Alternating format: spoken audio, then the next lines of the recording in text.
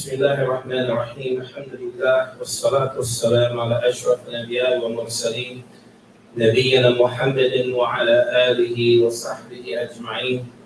اللهم انفعنا بما علمتنا وعلمنا ما ينفعنا. اللهم زدنا علما إنك أنت عليم حكيم.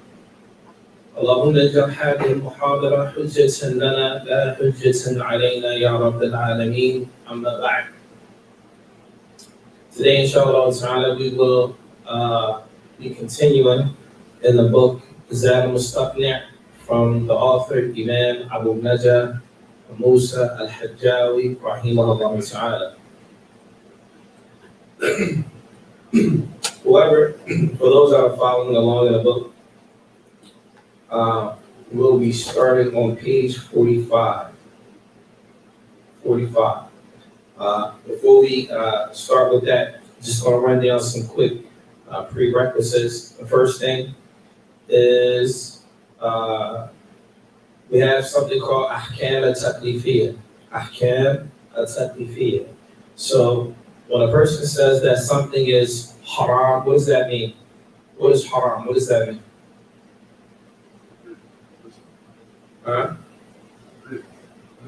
Shit, I can't hear you. Forbidden and permissible. What does that mean? What does it mean though?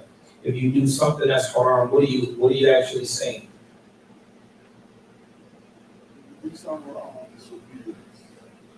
Disobedience? Right, but what does that mean? What's the repercussion? What happens? You get punished.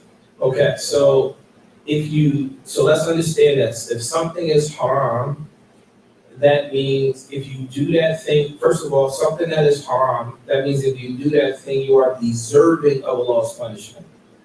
It doesn't mean that Allah will punish you, it just means you are deserving. You've earned the right to be punished if you do something that is haram. That's number one. Number two, we have something that is haram.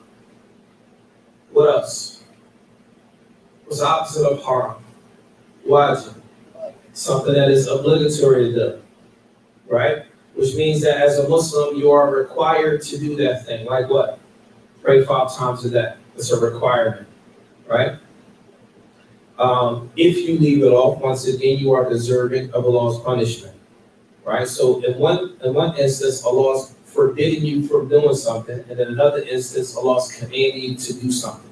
Does that make sense? Right. Then we have something else called mustahab, or recommended, right? Something that is recommended, likewise, Allah subhanahu wa ta'ala commands us to do it. If you do it, you are rewarded. If you leave it off, you are not punished. Likewise, something that is hated, something that is not recommended, you are rewarded for leaving that thing off, but you are not punished if you do it. And then we have the fifth one, which is called something that is mubah. Mubah, it means that there is no reward or punishment associated with it. So for example, the sheikh sitting in the chair, right? What's the ruling on sitting in the chair? Because as we know, in Islam, everything that we do, there is a ruling associated with it. Everything that we do, there is a ruling associated with it. So if a person sits in a chair, what is the ruling on sitting in a chair? In general, right? In general. We're not saying in the salah or anything like that. We're saying just in general. The ruling on sitting in a chair is that it is mubah, meaning there's no reward or punishment associated with it. Is that clear? Right. So then, last week, before we continue with the text, last week we said that the book of purification. What is purification? What's your book? Right. What is purification? What is it?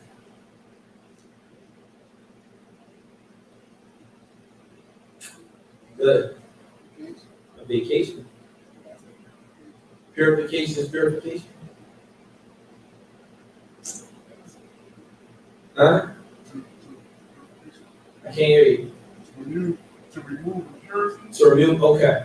So we said that purification, if you look on, I don't know what page it's on, it's on the page before that. It says, وَهِيَ ارتفاع الحدث وما في معناه والزوال الخبث.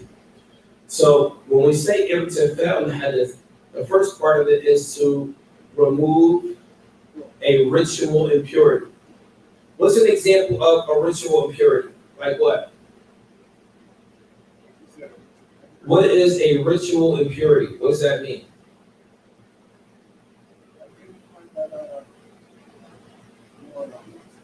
Say again? Urine or something? No, that's not a ritual impurity. What is a ritual impurity is something yaqumu bil badan. It's something that is it's a description that your body is in a state of. Okay? A ritual impurity is a condition that your body is in the state of. So when we say ritual impurity, what does that mean? Give me an example of a ritual impurity. Shit, yellow. What's the example of a ritual impurity? Not you. Pass gas. Break the one. Okay. That means you're in a state of ritual impurity. That means you need to make wudu. If a person goes to sleep, and it's the type of sleep that they're dreaming and they're not cognizant of the things going on around them, and in this case, you also need to make wudu. So anytime you would need to make wudu or a ghusl, you are in the state of ritual impurity. Anytime you need to make wudu or a ghusl, you are in a state of ritual impurity. So the next part is وَمَا فِي مَعْنَاهُ. The next part is, or that which is in the meaning of making wudu. Like what? What's an example of that?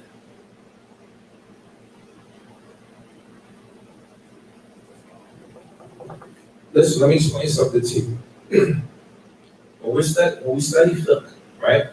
Whatever we cover is because it's all tied together. If you don't get the first part, you're not going to get the second part or the third part. So it's important that, especially these parts, it's very important that we tie them in, right? Because purification is important. We need to be able to purify ourselves in order to pray, in order to worship Allah subhanahu wa ta'ala.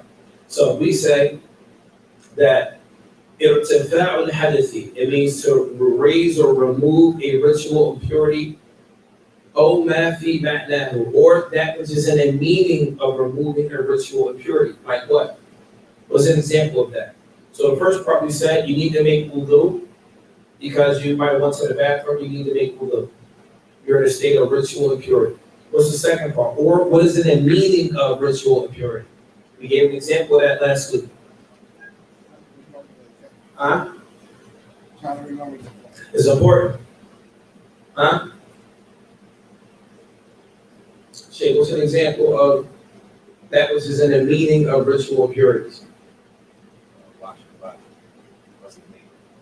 Right. So he says, ghusl mayyit, washing a dead body. Why is that in the meaning of ritual impurity? First of all, you guys understand what we're saying? The meaning, the first thing it says, when we make purification, we are removing a ritual impurity so that we can do what? So that we can pray. And then the next part of the definition is, or that which is in the meaning of removing a ritual impurity. So he says, an example he says, is washing a dead body. I like that one better. The first one about washing the body, so I have a problem with that. We debated that last week. The next one, we'll give another example. Making wudu again, but you already have wudu. Right? So I'll give you an example. Right now, you just say, for example, you pray Salat al-Asr, right? You made wudu for Salat al-Asr. You have wudu. You sit in the masjid between Asr and Maghrib. Maghrib comes in, you go and make wudu again. Did you need to make wudu again? No. But the fact that you made it again, this is in the meaning of making, this is in the meaning of removing ritual impurities. Does that make sense? If it don't make sense, it don't make sense. It don't make sense. Good. So I'll give you an example. Right now, we're talking about the meaning of purification, right? In order for us to pray, we have to be in a state of purification, okay? So, the definition is to remove a ritual impurity. What is a ritual impurity? Is it something you can see? No. Is it something you can feel? No. A ritual impurity is when you either use the bathroom or whatever you do to break your wudu.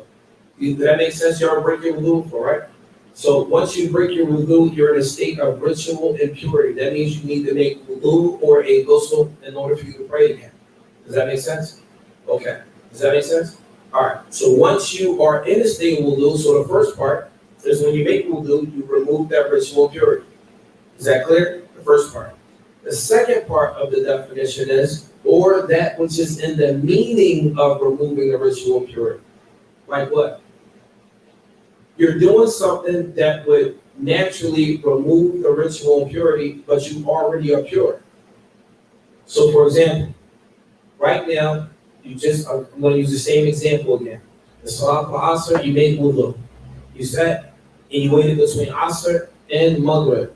When Maghrib prayer came in, you got up and made wudu again, but you didn't break your wudu. Did you need to make wudu again? No. But what you did was in the meaning of removing that ritual impurity, but you already did it before for Salat al-Asr. Does that make sense? Is that clear? All right. So when we explain that, it's very important that you understand how we look at it, how it relates, right? So then the third part is وَزَوَالُ الْخَبَثِ. If you got a pen, write this stuff down. You got a pen? Get another pen. Got a little screen. All right.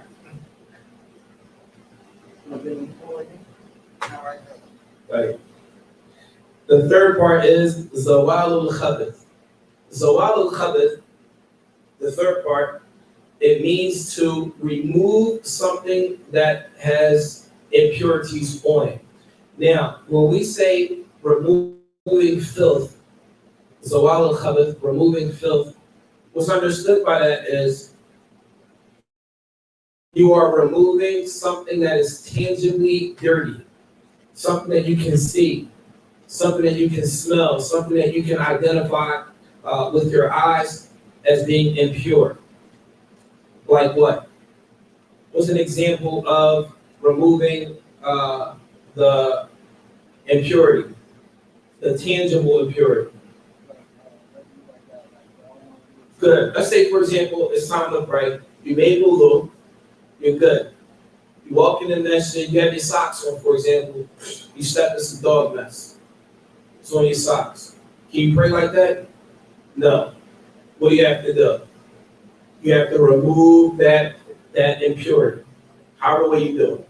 Let's say, for example, it's time to pray. You have wudu. You're changing your son or your daughter's diaper. As you're changing the diaper, they're old, like 1 or 2 years old. They urinate on you. Then you have urine on your clothes. But you're already staying wudu. What do? You have to remove it. Not remove your clothes, but remove that impurity. And we're going to talk about how to do that later. Does that make sense? So that purification is what? Is irtifa'ul hadathi, meaning removing the ritual impurity, number one. وَمَا فِي مَعْنَاهُ, or that which is in the meaning of like when we make wudu, the first wudu is removing the first time we wash our hands and our face is removing the ritual impurity. The second and third time is a sunnah. The second and third time is a sunnah, right? Or the third part is when we remove something that is impure. Let's say, for example, you're in a place and the only place you have to pray on is this one particular area and it's urine on the floor. So then you have to do what? You have to remove that urine so that you can pray. Does that make sense? So then, purification comprises of 3 parts.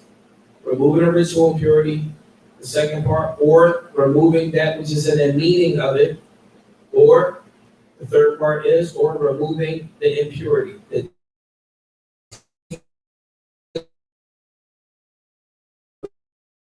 Tonight, inshallah ta'ala, we're going to cover, that was a quick rehash, quick review from last week.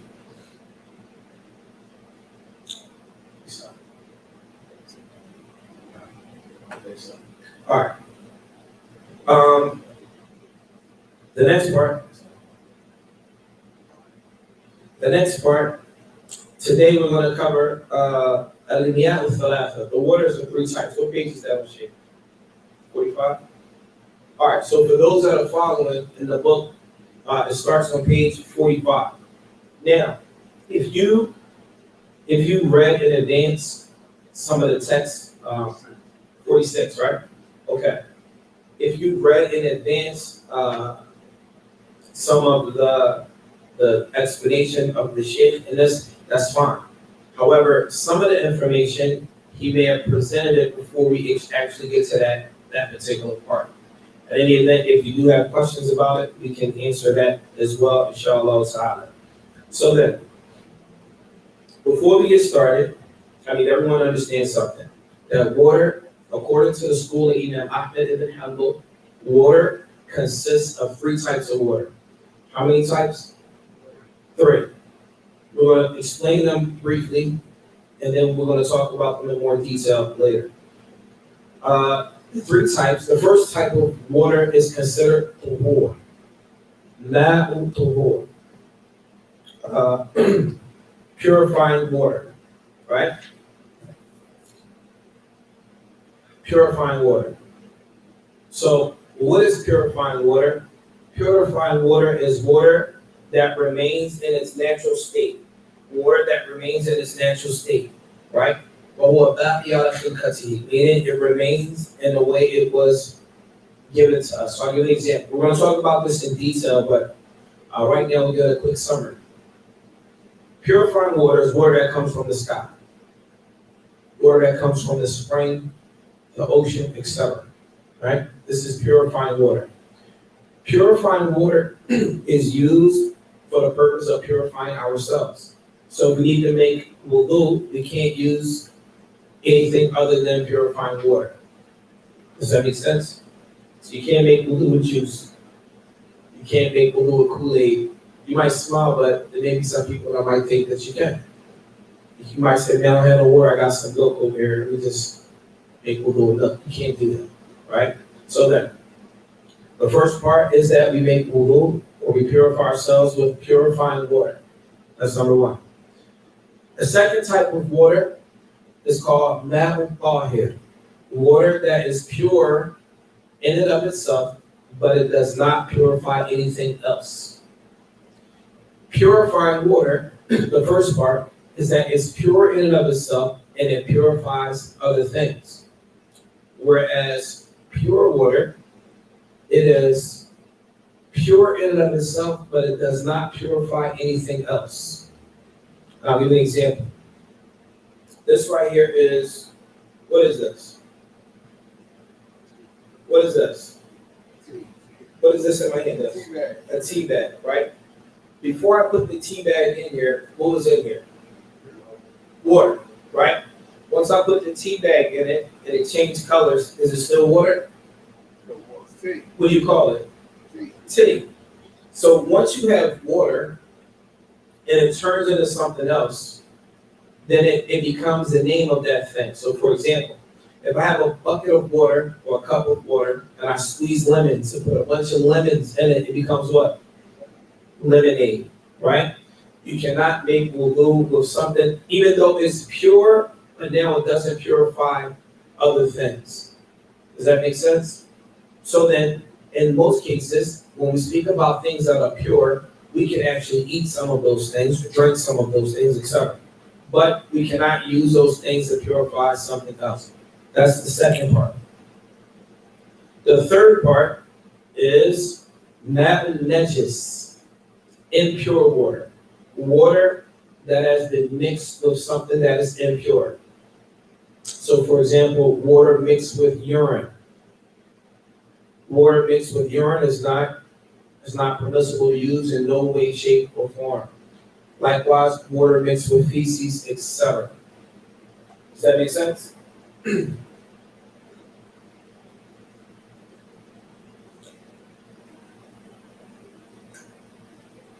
All right, so if that makes sense, then we're gonna move to the text. So if you open up your books to page 46, at the bottom, this is what we'll be reading from. So whoever is following along in the book, we will read, if you read the Arabic, it says metin. And if you don't have that, if you don't read the Arabic, the words that we'll be reading from will be in the black. In the black. Well, it's all black, but it's bold. The bold letters. I'm not going to maybe use the translations here. Maybe in some cases we will. But I'm not necessarily focused on their translation. So what we're going to do is we're going to start here. It says, the author, rahimahullah, he starts off by saying, طهور لا يرفع الحدث ولا يزيل النجس الطارئ غيره. So the very first thing he mentions here, he's talking about water that is pure in and of itself and it purifies other things.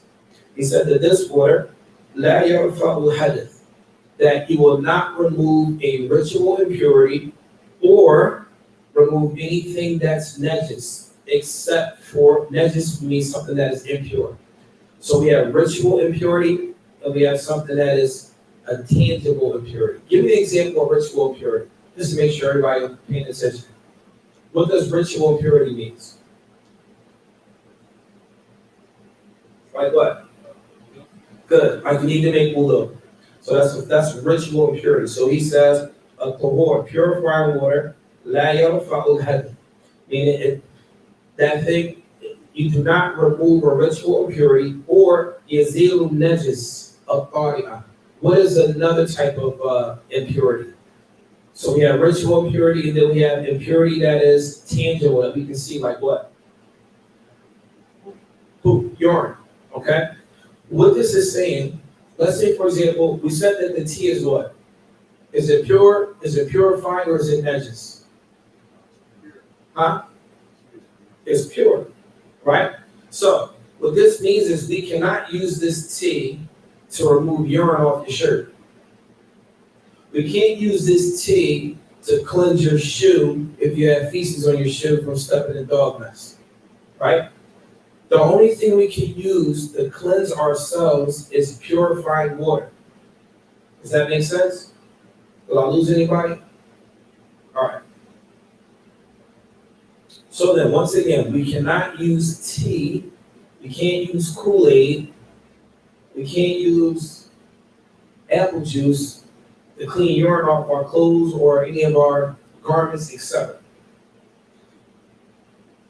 Any questions about that as we move to the next part? So then, the first thing that Sheikh did when he mentioned this is that he gives a ruling on water that is purifying. The ruling on it is that nothing purifies and nothing removes filth except for purifying water.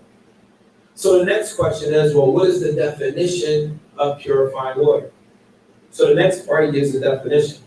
He says, وَهُوَ الْبَاقِي عَلَى خِلْقَتِهِ. He says, purifying water is water that remains in its natural state. How do they translate that? Okay, and he says in the translation, it remains pristine in its state, meaning it remains in its natural state, right? Natural state is the way that it was presented, right? So for example, when it comes down in the rain, if it's left alone and not bothered or mixed with anything, this is considered its natural state. Or the way Allah created it. That's even better, right? So when we say that the water remains in its natural state, we mean that it remains in a form in which Allah subhanahu wa ta'ala created. No additives to it, okay? So like spring water. This water may come from the spring, we gather it, bottle it up. There's nothing changed with the water, for the most part. Does that make sense? Right. Now,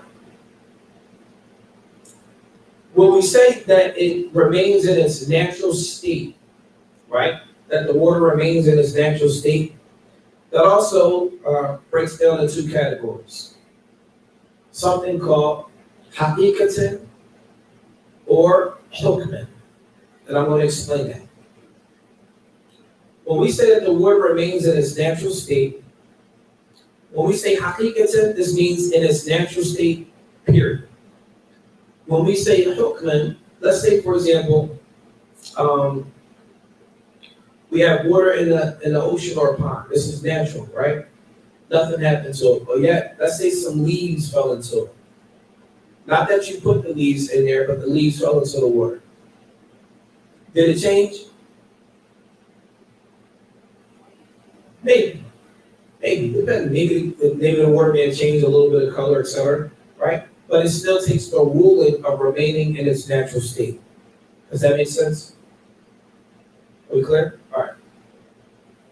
So the next part is now he's going to throw some curveballs because we got to be on our game right now. We got to really pay attention to the water. Now, just so that we know this particular chapter, Ahkam al-Miyah, the ruling as it relates to water, is one of the more difficult, comprehensive chapters in fiqh. So if this is your first time studying fiqh and you're learning the different types, don't get scared and run away. In the beginning, it looks like, oh my gosh, I can't cover this. Is crazy. All this about water, yes. But if you make it through this first part, these first few classes going through this, then we're going to move into the different sections. It's going to become a lot more easier. And it's going to be easier to understand. However, as we cover this here, if you come across things that you don't understand, please stop me. We don't want to get into the nod game, right? Everyone says, oh, I get it. And then I ask you what's going on, you're like, I don't know what you're talking about, right? So if you don't understand, it's okay. Ask questions, we go back and review it again and again and again so everybody understands, all right? So then he says, for those who are following the book, is on page 47 now. So it says, فَإِن تَغَيَّرَ بِغَيْرِ مُمَازِجٍ كَقِطْعِ كَافُورٍ أَوْ دُهْنٍ أَوْ مِلْحِ مَاءٍ أَوْ سُخِّنَ بِنَجِسٍ كُلٍ. So this part right here is important. So he says, فَإِن تَغَيَّرَ, if the water is changed, remember, let's say for example, you have a big pot of water, and we left it outside in the forest somewhere, and it's just sitting there, right? He says, فَإِن تَغَيَّرَ, if the water changes, بِغَيْرِ مُمَازِجٍ, غَيْرِ مُمَازِجٍ, how do they translate? Insoluble matter, right? What this means is, if the water is changed, but the thing that was put in the water does not dissolve, meaning it doesn't mix with the water, like oil. If you put oil in water, does it mix? No. You can still see oil in the water. It's going to be like in a little circle or whatever, right? So it's that. But the water's changed because something was put in it, right? So it says, فَإِن تَغَيَّرَ بِغَيْرِ مُمَازِجٍ, if the water is altered with something that does not dissolve in the water. And then you give an example, like قِطْعِ كَافُورٍ. How do they translate that? Like a piece of wood, right? If wood is put into the water, does it change? It changes a little bit, but not like that, right? This is going to be there, right? Oh, duhnan. Duhnan here is like oil, right? Or the milhi ma'i, or with salt water, sea salt, right? If sea salt was in the water, it doesn't really change. It's not going to mix with it according to this, right? Oh, sukhina binajisin. Or if the water, now this last part here, right now we want to find out the ruling, right? What is the ruling on the water that's purifying water when something mixes in it? It mixes, but it doesn't dissolve, like wood, oil. And then the last part he says, "Oh, sukhina binajisin." What does this look like? If the water was, if you could switch to page 48, that'll be where the next part is. Or heated up with impurities. So let's say, for example, what's considered impure? Like what? Let's say, for example, we're camping out, right? We have a big bucket of water, right? We have, what's the next, like growth? What was used to cook something that would be considered najis like what? Sukhina bi najis, zayasha. Like what? Give me an example. Dung? Okay. What else? Nah, we always talk about, no, it's not corn. Urine in the water? You're using urine water to heat up other water? No, we got this shit. I eat.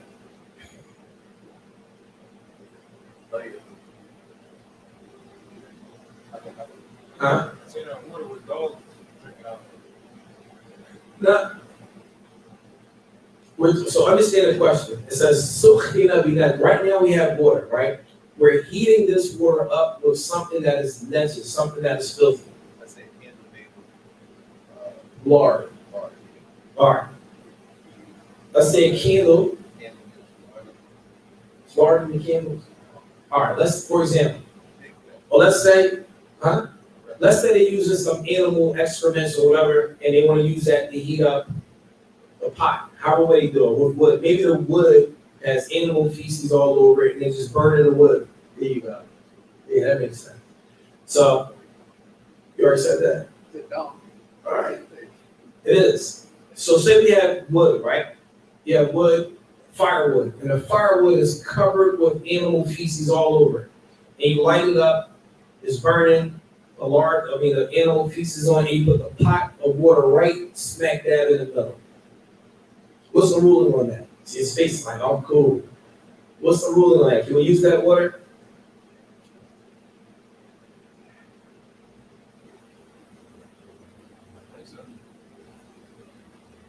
I believe it's just like you have something else.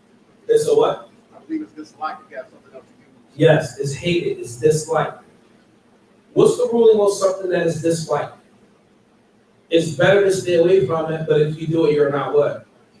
You're not punished for it, right? So then we mentioned 1, 2, 3, 4. 4 things we just mentioned, right? So if the water is mixed with something that is ghayru mumazij, that means it doesn't dissolve, right? For example, a piece of wood. What's the ruling on using that? Likewise, if you tap that water and you have oil mixed in the water, what's the ruling on using that? Or if you have water that has the meaning sea salt is in the water, what's the ruling on using that? Or sukhina bi najis, or it was heated up with something that is impure. So it's 4 things that we mentioned. They all take the same ruling. What ruling is that? It is what? It's pure, but what is it? It's hated. So let's stop right there, right? So if we say something takes the ruling of being hated, does that mean we can't use it to make wudu? Can I make wudu from the water that has a piece of wood in it? Can I make wudu with the water that has some oil in it? The purifying water? Can I make wudu if the water has sea salt in it? Can I make wudu if it was heated up at a log cabin using animal feces to heat the water up? Can I still make wudu with it? Yes, it is allowable, but it is hated. It is hated. This is something that we shouldn't do, but if you have to, then it's okay. Is that clear? Any questions about that?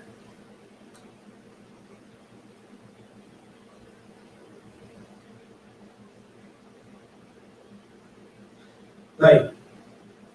Now we're going to move to another part. The next part is وَإِن تَغَيَّرَ بِمُكْفِهِ. So we understood the first part, right? Something that's ghayru mumazij, meaning it doesn't dissolve in the water. Now we're talking about things that actually dissolves in the water or changes the water. You can see the change in the water.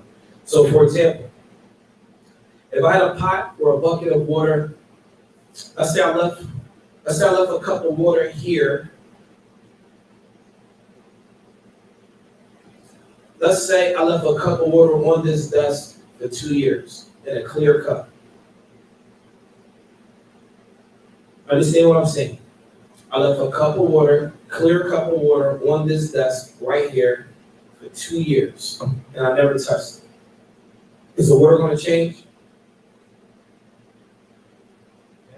It depends. All right, let's say I took that same cup of water out to the woods.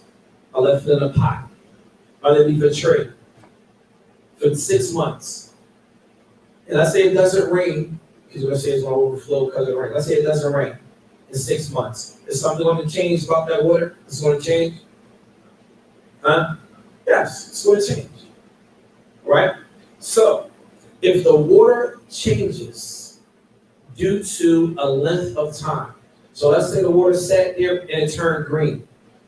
Have you ever seen water turn green? Yes. Let's say the water sat there for a long time and the water turned green. That's number one. The reason why it changed is because of the length of time the water has been stagnant and has not moved. Right? أو بما يشق صون الماء عنه من نابت فيه أو ورق شجر. Or you could not protect the water, so things fell into it. Not that you put it in the water, but things fell into it. Like what? Like maybe the water started to grow algae, right? Or let's say some leaves fell into the water, etc. It's going to change, correct? Okay. That's number two. Or بمجاورة الميتة. Or if the water sat out for a length of time and it was next to, if the water sat out for a length of time and it was next to a dead animal. Let's say the water's right here and you have a dead skunk next to the pot of water. And it's been dead for weeks and your pot of water is right here. And the smell is starting to affect that pot of water. Is that possible? Right? All right. Or if the water is heated up with the sun. Let's say that same body of water was now burnt or heated by the sun. Or بطاهر لم يكره. Or if the water was heated by the sun or anything that is pure. In this case, the ruling for using that water is permissible. It's not hated, meaning it's mubah. This water takes the same ruling as regular water that remains in its natural state. Is that clear? Did I lose you? Speaking on All the examples I just gave is permissible for you to use that water. So we're gonna run it back, all right? So the first part is we're talking about water that sat for a long time and it began to change. You can use that water to make wudu, no problem. Even though you might not want to, but right now we're speaking about if you have to, you can use that water. And it's not even hated. There's no problem at all. It's mubah. The next piece of water, the water was sitting there, leaves fell into it, it started to grow some algae, etc. You can still use that water to make wudu. No problem with that. The second one, or the third one, is the water was sitting there, nothing wrong with it, but it just happens to be next to a dead animal. And the wind blew the smell, and maybe the water might smell. You can still use the water.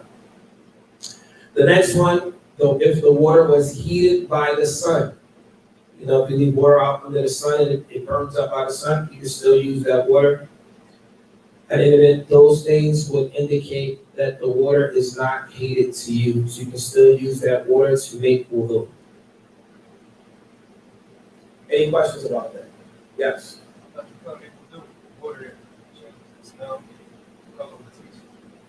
I never said that. Either somebody told you that before, or you just heard me say that today. I heard that. Yes. So, good question. So the brother said, I thought you couldn't make wudu with water that changes the color, the smell, or the taste. That's true, but it's a certain quantity. We didn't get there yet. Right now, there are exceptions to that. Right now, we're mentioning the exceptions. Pay attention to what I said. If the water changes naturally without you putting something into it, by sitting for a long period of time, like if the water changes to a different color not because of you or anyone else, but because of something natural, then it still remains out of its natural state. You remember the original definition that we used? Purified water is what? Water that what? That remains in its natural state, right? If the water's in a bucket and you leave it out for 6 months and it changes colors, did you do something to make it change? No, it changed naturally. So then it still takes the ruling of being in its natural state. That makes sense?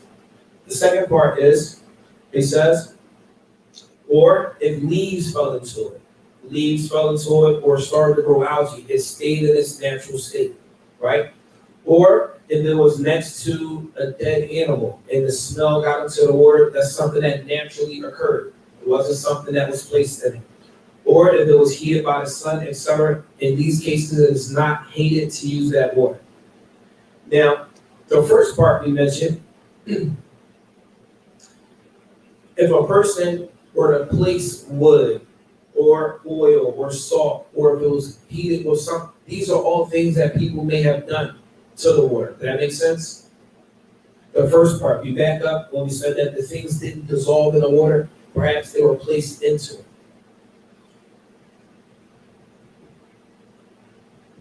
Now, the ruling would change on what we mentioned about the water changing color if someone added something to make it change its color.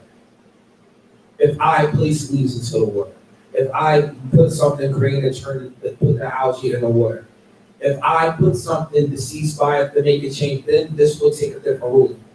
Does that make sense? So then, Islam looks at what naturally occurs versus what unnaturally occurs. If water was sitting there and it changes by something that naturally occurs, then a ruling is the same, meaning it's permissible to use in this case here. In this case here. Any questions about that?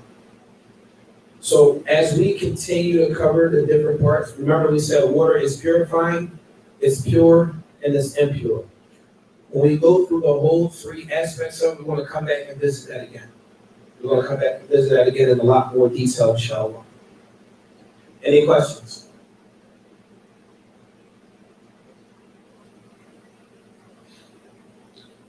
See if there's any questions online. Natural. Huh? Natural. Hold on, real quick. See if somebody has questions online.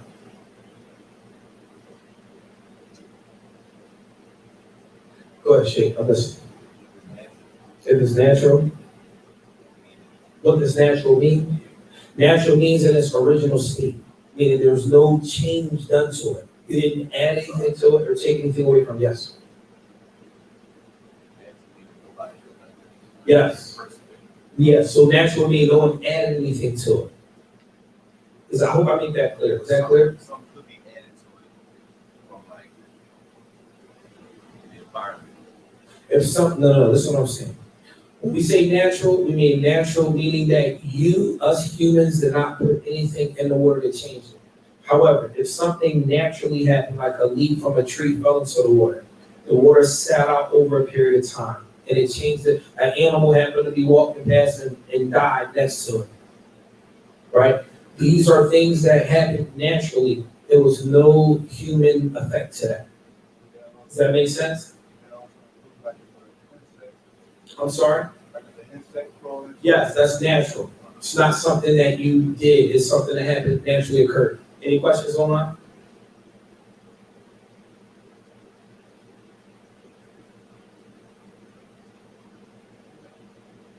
No?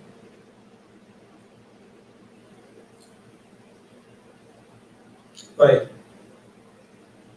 So here's, let me see.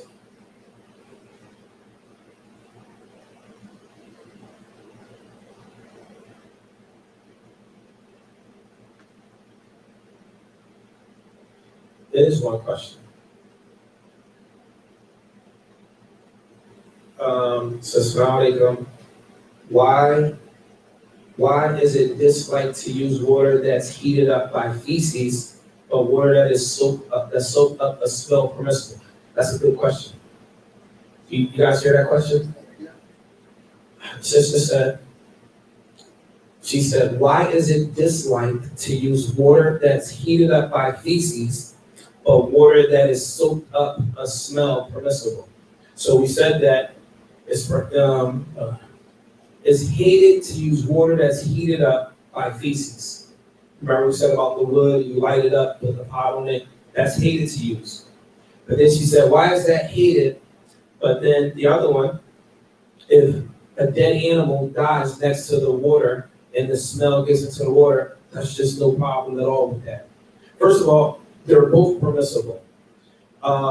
It's permissible to use the water that's heated by feces, and it's also permissible to use the water that the smell from a dead animal gets inside of it. The difference between the two, that which makes the one heated by the feces hated versus the other one where it's okay, is that the one that was heated by feces, that was your choice.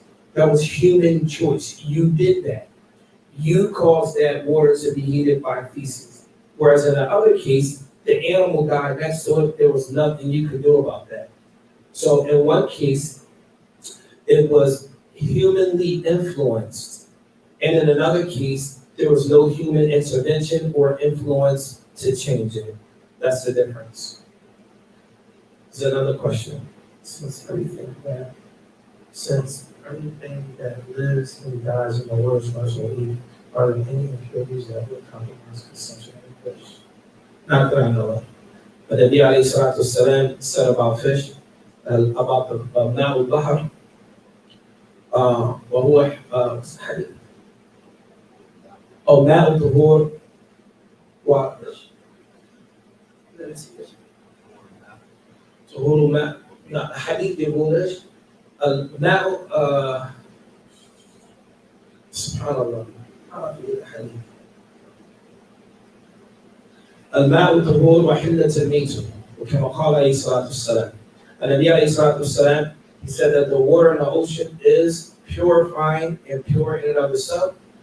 وحل الميتة, and the deceased and the animals that die in the water are also pure. The animals that die in the water are also pure. So I don't, me personally, I don't know, I'm not familiar with any compromise as it relates to that. The next part here. All right, so are we clear up until that point? Because we have one more part here that's a bit detailed. We have one more part that's a bit detailed. Are we good up until this point? Yes, Shay? All right, the next part. It says, وَإِنِ اسْتُعْمِلَ فِي طَهَارَةٍ مُسْتَحَبَّةٍ كَتَجْدِيدِ الْوُضُوءِ وَغُسْلِ الْجُمْعَةِ وَغَسْلَةٍ ثَالِثَةٍ وَثَانِيَةٍ وَثَالِثَةٍ كُلٍ. All right, the next thing we got to understand is this. So, in the school of Imam Ahmad ibn Hanbal, if we have a bucket of water, we have two plates of water, or not plates, but two bowls of water, a bowl here and a bowl there, okay? You laugh, but listen, because the important part here is that we need to understand whether we agree or disagree. That's not the point of contention. We need to make sure that we understand the text, right? So let's say, for example, let's start with one bucket of water. If I make wudu, right now I'm muhdith. I'm in a state of hadith. I'm muhdith. I use the bathroom. I need to make wudu to remove the ritual impurity. According to the school of Imam Ahmad, one person can only use that water for ritual impurity removal. What does that mean? If we have a bucket of water here, and I go to that water, and I stick my hand in it, and I make wudu. I blow my nose, and I use it to wash my arms, etc. This water was purifying water. But after I used it to make wudu, this water can no longer, the remnants that fell into that water from me, this water can no longer be used to make wudu. Is that understood? Is that clear or not? Understood? All right. So now we're going to explain this. It says, وَإِنِ اسْتُعْمِلَ, if the water that I'm using, إِذَا اسْتُعْمِلَ فِي طَهَارَةٍ مُسْتَحَبَّةٍ. Let's say, for example, I'm using this water to make a second wudu, because I already have wudu. but I want to go make wudu again, and I want to use this water to make a sunnah wudu before the salah, even though I'm already in a state of purification. This water, when I use it, everything falls off. I already have wudu, but I'm making wudu again. Can I use this water now? Is the question clear or not? All right. Follow me, guys. Listen. Right now, I have a bucket of water. I already have wudu, right? Well, let's say I want to make tajdeed. I want to renew my wudu again. Even though I already have it, I just want to make it again. Is that clear? Do people do that? You ever make wudu and you already had it? Yeah? No, you know. Some people do. Do you? If you're just sitting around, you already have wudu, they call your name, say, I just want to make wudu again. Right? Does that make sense? People do. Okay? So let's say you have this bucket of water, you already have wudu, so you're already pure. You're already pure for the prayer. But you want to make wudu again. So you go to the bucket of water and you make wudu, you stick your hand in it and you make wudu again, and whatever falls back into the bowl of water. Is this water still purifying? Can you still make wudu with this water? Well, what other method are we talking about? Huh? We're not talking about other I thought I positions. was saying according to. We're going through Zaad. We're going through the Zaad Al-Mustaq'ni. According to Zaad Al-Mustaq'ni, you can still use that water to make wudu. You can. Why? If you say you can't, listen, I want you guys to be very clear about this. So you jump the gun on that. This bucket of water here, you can still use it to make wudu. Why? Huh? No. It goes back to the definition of purification. What is it? Remember, we said purification has 3 parts. The first part is irtifa'ul hadathi, meaning you use it to remove an impurity. But we were pure, so I didn't need it for that. The next one was وَمَا فِي مَعْنَاهُ, or that which resembles removing purification. If you already removed the impurities, then what you're doing now is doing something that resembles removing an impurity. So when you made wudu again, did you use it to remove a ritual impurity? No. So now that water is still used to purify someone else. So for example, you can use that water for renewing your wudu. The brother right here said, Dak, I don't even have wudu. You said, okay, you can use this to make wudu. After him, no one else can use it. Does that make sense? Did I lose anybody? I lost you? If I did, don't say yeah. I lost you a little bit. Huh? All right. Pay attention very carefully. All right. We have a bucket of water. The bucket has water in it. You, what's your name, Sheen? Hasim? Hashim. You and Hashim are coming in the masjid, right? So we only have one bucket of water in it. You say, okay, Hashim, I just want to renew my wudu real quick. I already have wudu, I want to renew. So you renew your wudu. Did you remove any ritual impurity? You're already pure. You just wanted to renew your wudu with that water. That's all we got in the masjid, this little bucket. And you use it to renew your wudu. Then you say, Hashim, go ahead, you can make wudu with this water. But after you, nobody else can use it because the water changed its status. Does that make sense? So Hashim's using it to remove a ritual impurity. You use it for something as in the meaning of removing it, but not necessarily removing it. Is that clear? Does you have a question? Does that make sense? That makes sense, Shane? Yes. After I use it, the people do on top of it, they don't use one more time. That's what you said. Well, it depends. He said, after I use it for my renewing my wudu, the water can only be used one more time. It depends. If everybody else wanted to renew their wudu, then it's different. Because everyone already has wudu. You understand? But if a person wanted to use it to remove a ritual impurity, then it's only good for that one person. Does that make sense? All the Heather? What are you using? Example for tangible impurities. You have been saying if you change your child and ask them how to for yourself, is there a reason you keep emphasizing that they are an older being? Yes, there is a reason. Okay, so the sister, she's paying attention, right? I didn't think about I was going to catch on to that. So our question was, when using an example for tangible impurities, you have been saying if you change your child and accidentally got feces or poop on yourself, is there a reason you keep emphasizing that they are or that the child is an older baby, like 1 or 2? Why do you keep saying that? The reason why I said that is because if we have a child and a child is breastfeeding, it's a newborn child, and they're only drinking from their mother's breast milk, in this case, their urine or feces is not considered najis, is not considered impure. Rather, in those cases, the ulama or the Prophet mentioned yum Allah, which means you sprinkle water on it. You sprinkle water on it, and that's okay. That's the reason why I kept emphasizing it. Yes. Does it matter the gender? The hadith is about a boy. The hadith is about a boy.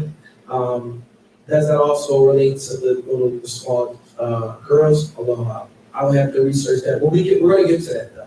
When we get to that, we'll talk about that in a lot more detail. All right. So we're going to get some other points here. So, so then, if the water is used for a recommended wudu, or the next part is, what's the position, according to the school of Imam Ahmed, what is the ruling on taking a ghusl on Yom al-Jum'ah? Do you have to make a ghusl on Yom al-Jum'ah? Do you have a hadith or something?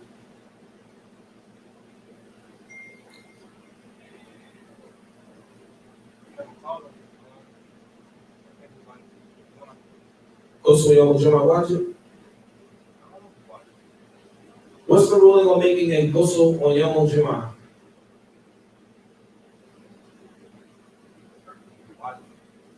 You say it's wajib? You have some evidence to support it?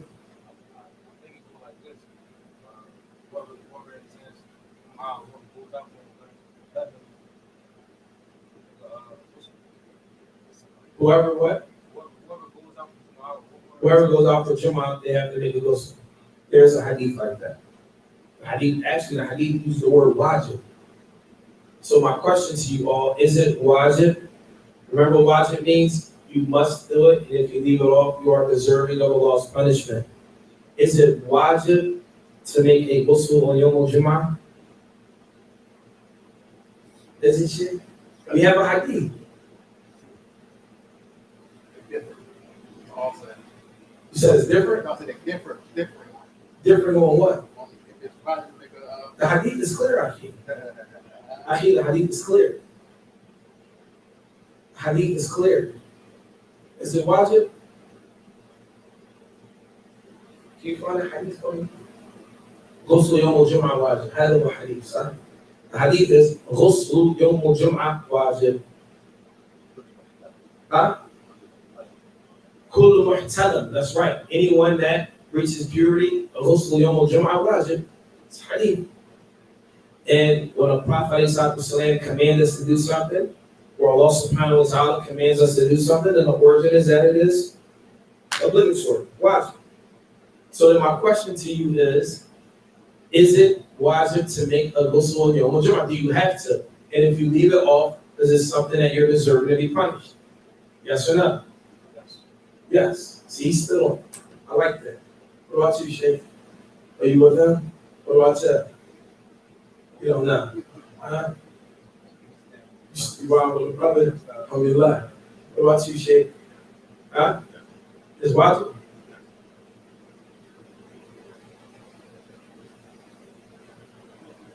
Don't be scared, shit. Got a whole team with you. If you're standing by yourself, you got a whole team.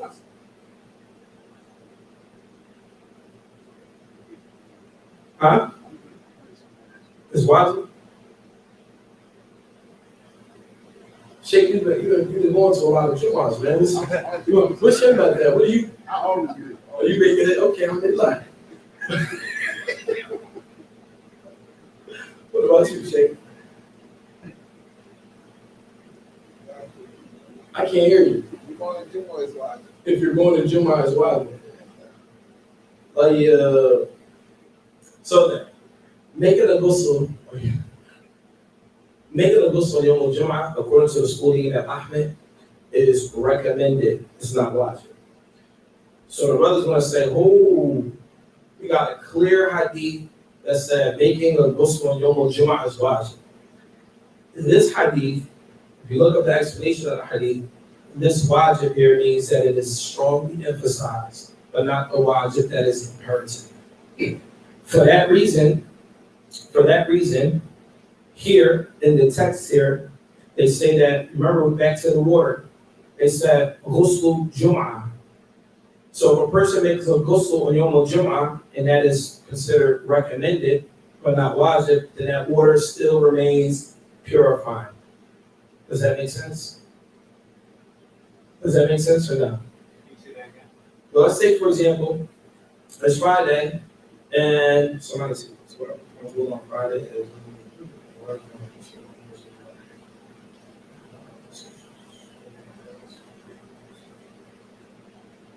Jade on test.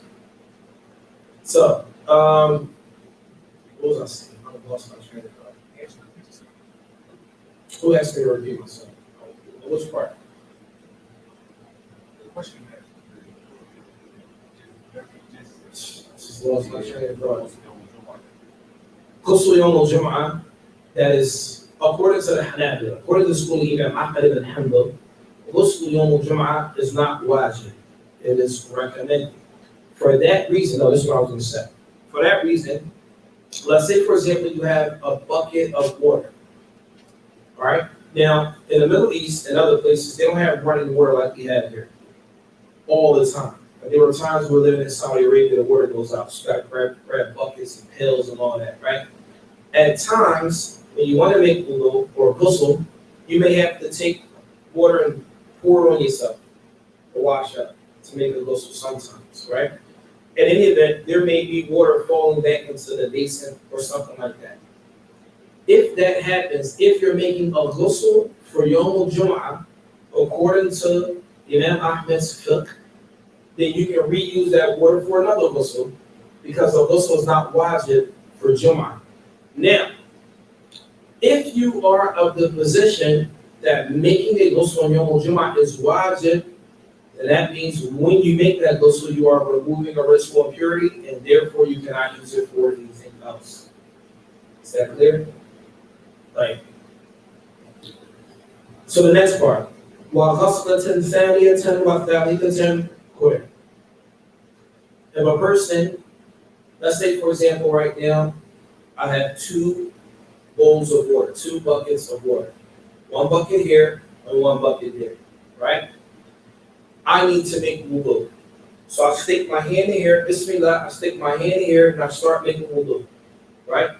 So I go, I make the whole, I wash my face 1 time, and then I make, so how when you make wudu, you go 3 times, 1, 2, 3. You wash your hands 3 times. So the first bucket here, I do all of my first time out of this bucket, and my second and third, I use the other bucket.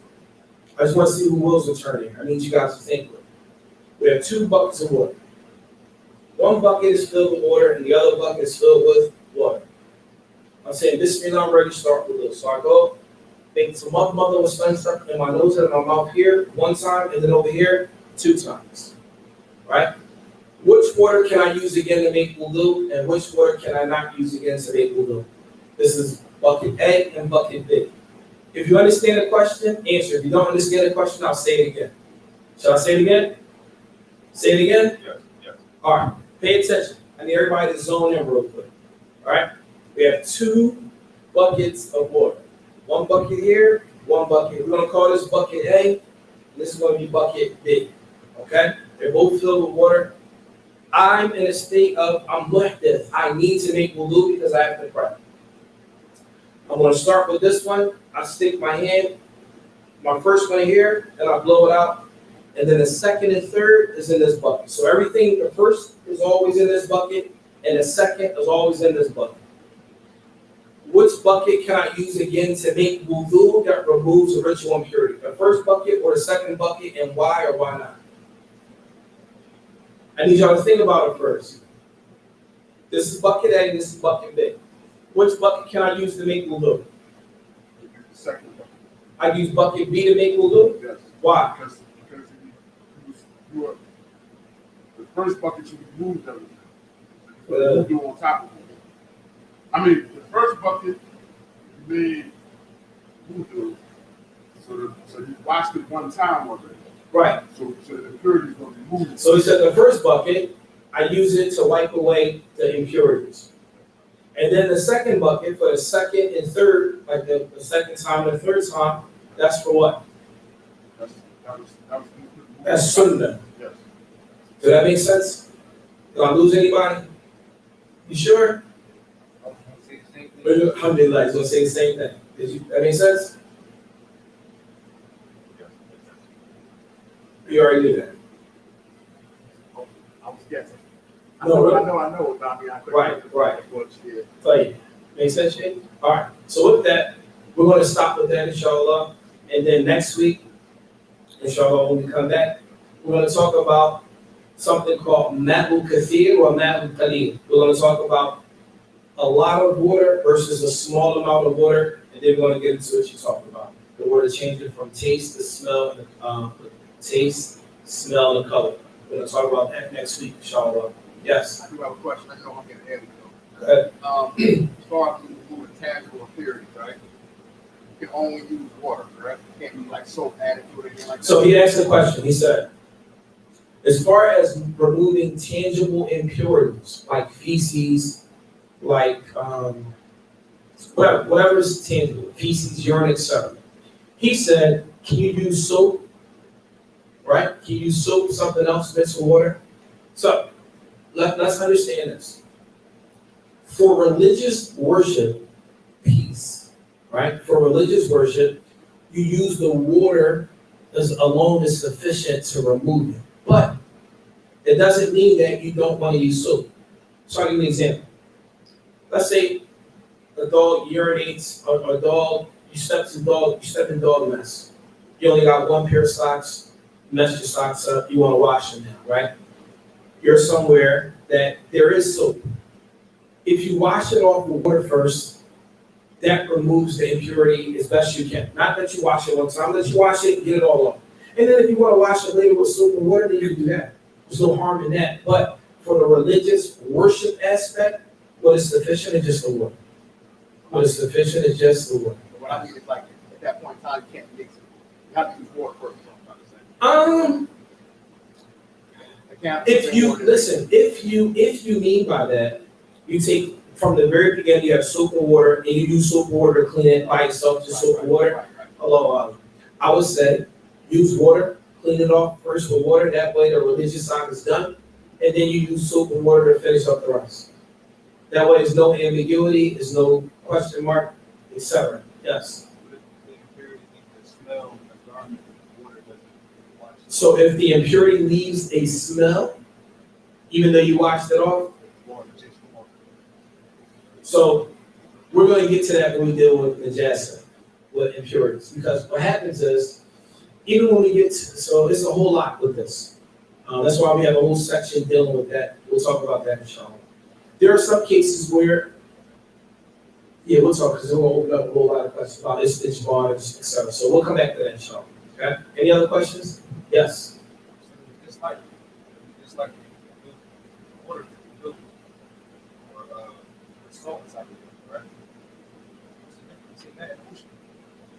There's no problem with it. I thought it was just like that. So if you put it in there, remember the only thing that made it this light is that we added it. You put it in there. If it's naturally in there, it's none of your problem. Right? It's not hated because you didn't do it yourself. Right? Right. Any other questions? Right. سبحانك اللهم وبحمدك أشهد أن لا إله إلا أنت أستغفرك وأتوب إليك Assalamu alaikum wa rahmatullahi wa barakatuh.